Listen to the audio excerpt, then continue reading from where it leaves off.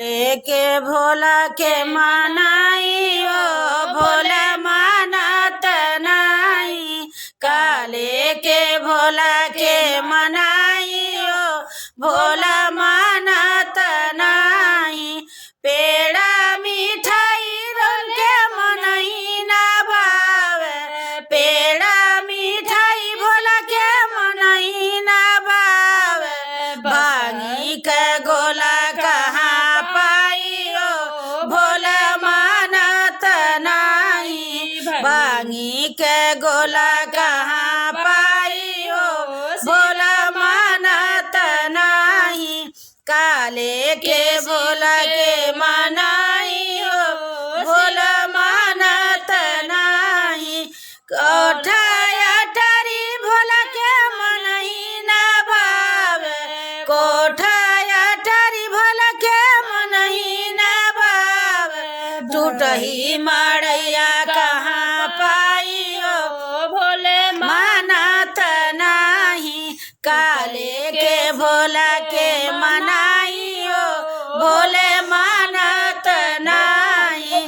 काले के भोला के मनाइयो भोले मानत नाही। साल दू साल भोला के मनई ना भावे। साल दू साल भोला के मनई ना भावे। मिर्गा के छाला कहाँ पाइयो भोले मानत नाही। मिर्गा के छाला कहाँ पाइयो भोले मानत नाही। काले के शिव के मनाइयो शिव मानत नाही। काले के शिव के मनाइयो शिव मानत नाही। हाथी घोड़ा शिव के मनई ना भावे। हाथी घोड़ा शिव के मनई ना भावे। बसहा बैल कहाँ पाइयो शिव मानत नाही।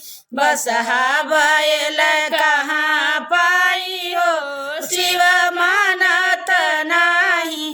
काले के शिव के मनाई